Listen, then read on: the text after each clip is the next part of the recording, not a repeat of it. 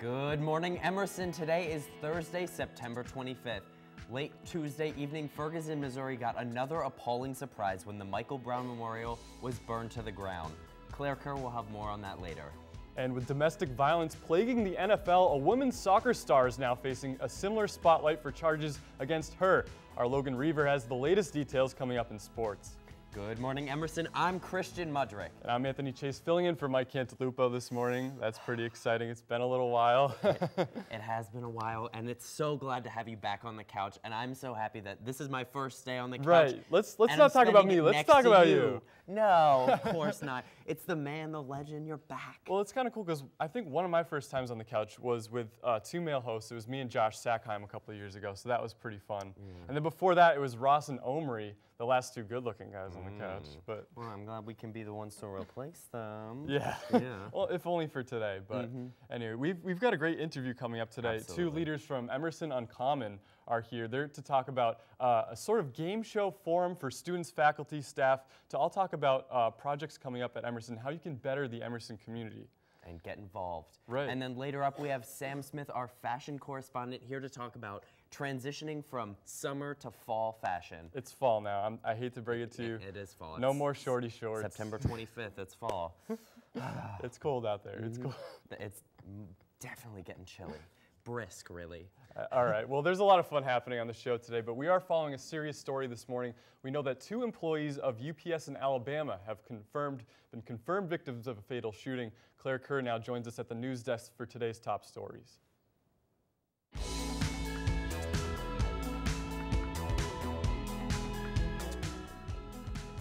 Good morning and thank you guys. We do start with updates on that tragic story. A recently fired UPS employee shot and killed 2 of his supervisors before taking his own life Tuesday in Birmingham, Alabama. The gunman has been identified as 45-year-old Kerry Joe Tesney. He reportedly entered the Birmingham UPS facility Tuesday morning in his uniform and opened fire on 2 men who were UPS supervisors. Birmingham police officers responded to calls of an active shooter and cleared the building where they found the gunman and victims dead. UPS released a statement saying, quote, "The safety of our employees is our primary focus, and UPS is cooperating fully with law enforcement." The 2 victims were identified as 46-year-old Brian Callens and 33-year-old Doug Hutchinson. Their families have asked for privacy during this difficult time. A deeper investigation is underway. The man charged in the disappearance of a University of Virginia student is in custody in Galveston, Texas. Jesse Leroy Matthew Jr. is charged with abduction with intent to defile. Matthew is believed to be the last person seen with 18-year-old student Hannah Graham before she went missing September 13th. The night of September 12th, Graham reportedly stopped by 2 off-campus parties and left the second party alone. Matthew appears on 2 surveillance videos with Graham from that night in Charlottesville, Virginia. After an arrest warrant went out for Matthew, he was found yesterday afternoon in Galveston, Texas, over 1,200 miles from Charlottesville, and over 1,000 volunteers have participated in the search that continues for Hannah Graham. Taking a look locally, crime is dropping in Boston. Boston Police Commissioner William B. Evans says his officers took more guns off the street and saw 40 fewer shootings by the end of this summer compared to last summer, 2013. Evans also said there has been an overall 10% drop in violent crime over the past year in Boston. He told the Boston Herald yesterday, quote, "We spent more time in the community, we spent more time in the parks, in the playgrounds, and the hot spots than we have in the past, and it paid dividends." The most dramatic drop in shootings came from Roxbury, where there were 45 shootings this year compared to 70 last year, with a 35% reduction. An unrest is reoccurring in Ferguson, Missouri, where protesters apparently set fire to the Michael Brown Memorial. Now, it is unclear whether the memorial was actually intentionally burned down or if the fire started as a result of the many candles surrounding the memorial. Numerous accounts of protests occurred Tuesday evening into Wednesday morning, including reports of rock throwing, damage to police vehicles, and 7 arrests. Officers announced they are canceling the annual Ferguson Music Festival for safety concerns. This protester unrest comes several weeks after the August 9th shooting of Michael Brown. Well, that's all the news I have for you this morning. Let's send it back to Anthony and Christian on the couch. Thank you so much, Claire. And so does this case for the missing UVA student raise any other concerns for college students across the country? I mean, certainly college students should always be aware. I mean, go back to the old buddy system. You should not be leaving a party alone, whether you're in a small college town or a city like Boston. It is so important to stick together, watch out for your friends, and just keep safe. Especially if you live off campus too, I think. Absolutely. And traveling late at night. Right. Absolutely. Thank you For so sure. much, Claire. Thank you. Now we're going to toss it over to the hottest weather correspondent ever, Lauren Fox. Here's hoping for some equally as hot weather, please.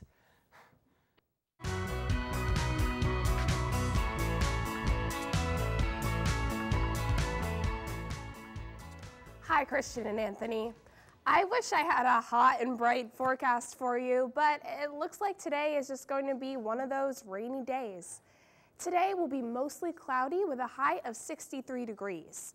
There's a 90% chance of rain toward the latter half of the afternoon, so I would pack an umbrella with you before you head out to class or work. Today might even be the day to break out those rain boots. That 90% chance of rain will extend into tonight with lows in the mid-50s. Patchy fog is expected with winds between 10 and 15 miles per hour. If you have to choose at least one night to stay in and study this weekend, I would definitely get it over with on a night like this one. The sun will poke back through those clouds to warm us back up tomorrow, and it will be partly sunny with an expected high of 72. Make sure to hold on to your skirts on your walk to class in the morning, ladies, as there will be wind gusts up to 20 miles per hour in the earlier part of the day. There will be a 20% chance of rain in the morning, so keep that umbrella packed from the day before to be on the safe side. This weekend will be worth the wait with an expected high of 79 degrees both Saturday and Sunday. Saturday will be clear and sunny, and you might see a couple of clouds on Sunday, but both days are expected to be gorgeous. Temperatures will dip slightly on Monday back to a comfortable high of 72 degrees, and partly cloudy skies are expected. Tuesday will be a little cooler with a high of 65 and a mostly cloudy sky. My best advice for this week's weather is don't get too attached to the summer temperatures this weekend. My guess is that this will be the heat's final farewell before New England does what New England does best. Enjoy your weekend, everyone. Back to you, Christian and Anthony.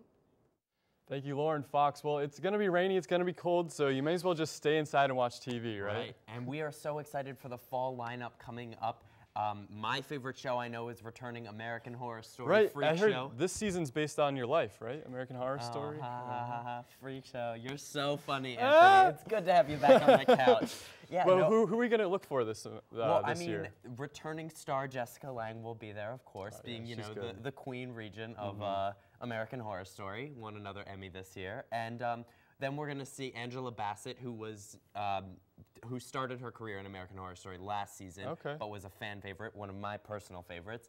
And we have Emma Roberts, Evan Peters, Sarah Paulson, all these different wonderful actors and actresses coming together. Did they give any idea to what the premise of the season is going to be about? Because every scene is different on that show. It's Freak Show. They announced that last year. It's going to be like this circus-y kind of creepy vibe down in Jupiter, Florida in I think the 50s. Ooh, no offense, Florida is kind of creepy sometimes. Agreed. But anyway, the one that I'm looking forward to is Family Guy, and namely the Family Guy Simpsons crossover, which is coming out soon. I didn't hear about that one. Yeah, two longtime shows that have been on the air for a long time. They have more than a cult following at this point. But yeah, that's going to be interesting when Peter meets Homer. So is Peter going to Springfield or is Homer coming to Quahog? Somehow they released like a 5-minute preview, and somehow the whole Griffin family ends up in Springfield, wherever Springfield is. We never really know, but interesting. And I see now, we just saw Peter and Homer fighting, so that should at least be an interesting one. I always really liked when Fairly Odd Parents mashed up with Jimmy Neutron, so that should be a doozy to watch. But we're going to take a quick commercial break. We'll be right back with that interview.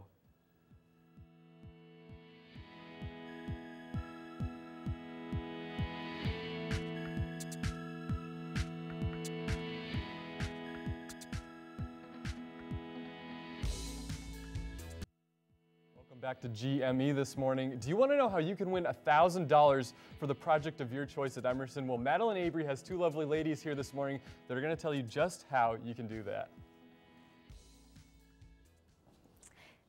Thanks, Anthony. I am sitting down here with Donna Hyland and Christina Wilson from Emerson Uncommon, and we're going to find out what it is that this Community Planet game is. So, Christina, can you explain to us what Emerson Uncommon is? Sure. Emerson Uncommon is an online game. It lasts 3 weeks, and each week focuses on a single mission that we'd like staff, students, and faculty to participate in giving their opinions about how to make Emerson a better place. It's on Community Planet, and that is a game platform that was developed here at Emerson College by faculty and staff here.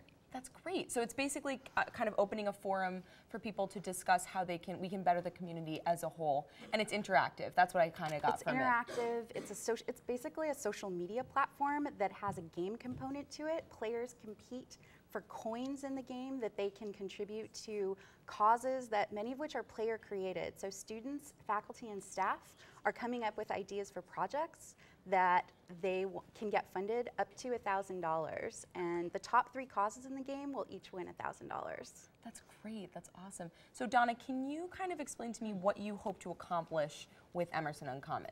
Sure. We're hoping to involve as many people as possible, as many Emersonians as possible, in a large-scale conversation about the college, about our aims for the college, how we want to grow as a community. And specifically, we're looking to learn what people are experiencing as they engage with the college's highest priorities. How are they thinking about being civically engaged, internationally engaged, as academically kind of challenged as they can possibly be. And then we're looking to use what we learn to shape the future. Great. Thank you so much. So that's our interview. So everybody check out Emerson Uncommon. You can hashtag Emerson Uncommon on social media. I know that. But you know what? Fenway's been pretty sleepy the past few weeks, and if you aren't aware, there is still an MLB pennant race going on. Logan, what is happening in the world of sports?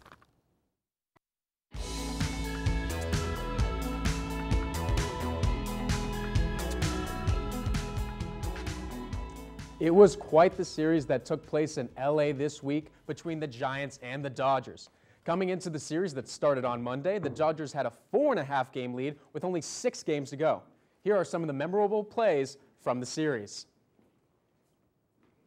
We've got Andrew Susac here in the 13th inning, starting it off and dropping one in to score the run to take the lead. They would go on to win Monday night's game 5-2 in the 13 innings. The bench getting hype right there. We jump to Justin Hunter with a home run right there, his 6th on the year, showing that beard love on Andrew Bumgarner. And then we've got Bumgarner hitting one out of the park, actually, with a 2-run shot. How about the pitcher helping his own cause right there? Some of the great plays from this series. And then we've got Andrew Bumgarner trying to hit Yasiel Puig, and just like that, we've got a fight. Puig is not having any of that. Bumgarner doesn't want any.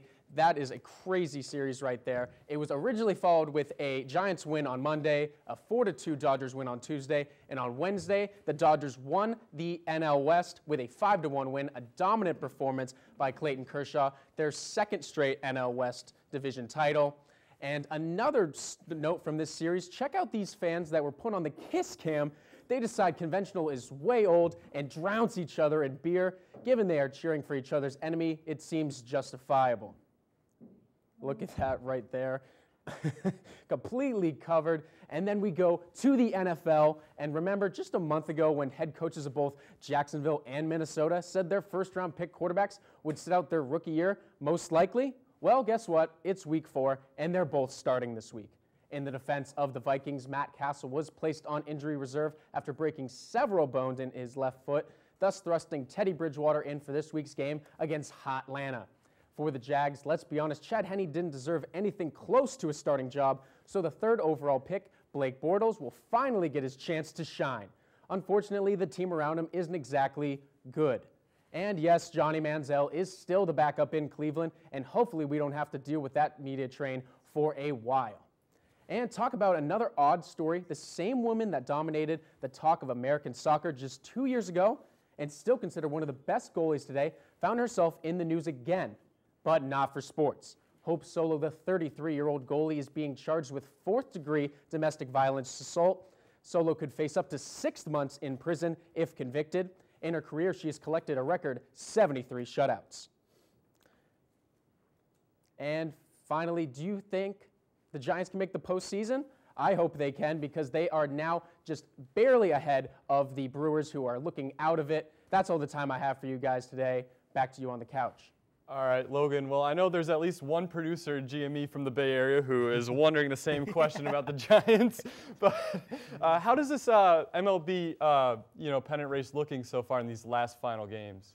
Well, all we have really left is the wild card games. I mean, all the divisions are about wrapped up. The NL is the only place where it looks tight because obviously since the Dodgers clinched last night, the Giants are looking in prime position to take the second wild card spot where they'd have to play the Pirates. So I'm very much looking forward to that game to get into the actual playoffs.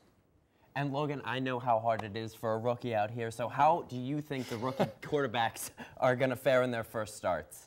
Well, it's more about what's around them when it comes to these rookie guys. The Jaguars barely have any receivers, and they're getting torn apart every game. The Vikings, they've lost Adrian Peterson, and they're just struggling as well. So it's very tough to tell whether they'll even have good performances. It doesn't really reflect the actual quarterback's talent when it comes to this. All right, well, thank you, Logan. Thank you so much, Logan. And now we're going to send it over to Sam Smith, our most fashionable fashion correspondent, hitting the streets of Newberry Street, asking people what they like to wear in this tough transition between summer and fall. Hello, I'm Sam Benson Smith. I'm your fashion correspondent. We are here on Newberry Street trying to catch the daily shopper's feelings on the trends here in mid-September. So right now we're in a transitional period for fashion. We're in that odd few-week period where it's still windy, but we still have the hot days. So for this transitional period of a few weeks, late September, early October, what's your guys' favorite thing to wear in this transitional period? Clothes. A sweater and trousers. I tend to just tie a scarf behind me in a triangle, but I do think that if you do it over the shoulder, draping over the shoulder with the tie on one side, it's great. And or the classic Valentino knot in the V at the neck with a crew neck sweater. I personally like trench coats, the khaki ones that look like raincoats. I think they're nicely insulated, but they're not too warm. And these trousers are very good because they zip off at the bottoms. So you can zip them up more, yes, or? Yes, I've got a zip at the bottom, so I've got shorts if it gets too warm. Lots of pearls. Lots of pearls. This is Lord Piano's statement for fall fashion. It includes 3 separate popped collars, leather gloves, and suede shoes. This is what Chanel says is trending this fall. Miss, how do you feel about this? No comment given. All right. Scarves, pearls, and versatile pants. This has been Sam Benson Smith for your fashion segment on Newberry Street. All right, we're going to take a quick break, but when we come back, we'll have Sam in studio to show us some outfits he's got planned out for us. That'll be a lot of fun, so stick around for GME.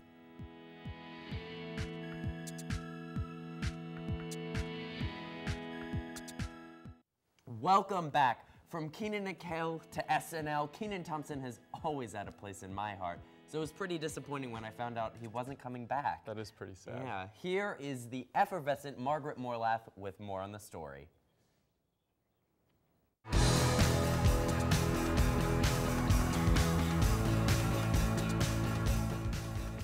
Well, thank you, Christian. You are far too kind. But Kenan Thompson is leaving Saturday Night Live. What's up with that?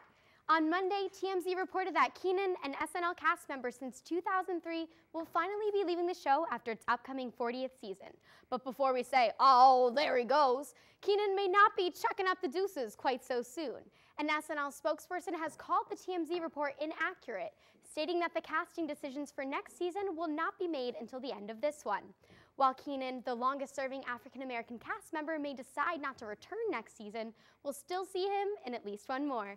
Saturday Night Live returns this weekend with host Chris Pratt and musical guest Ariana Grande. Will Charlie Sheen be winning his way back onto 2.5 Men? Though Sheen was fired from the CBS show 3 years ago, he seems to think they may still have a spot for him in the final season. Sheen says he's reached out to the show's execs and they've reached back, but the only thing that's clear is that really nothing has been confirmed. Sheen was let go from the show after lambasting its creator Chuck Lorre during his meltdown of sorts back in 2011. So a return seems unlikely. But even if the execs are on board, Sheen's character Charlie Harper was killed off when he was fired. Hard to say how the writers would figure out his return, but I mean, Sheen's a warlock, so I'm sure he's got it covered. Regardless of his ripe old age of 62, Liam Neeson will be back and kicking even more butt in Taken 3. Think you've seen ex-CIA operative Brian Mills save every member of his family from kidnappers? Well, think again.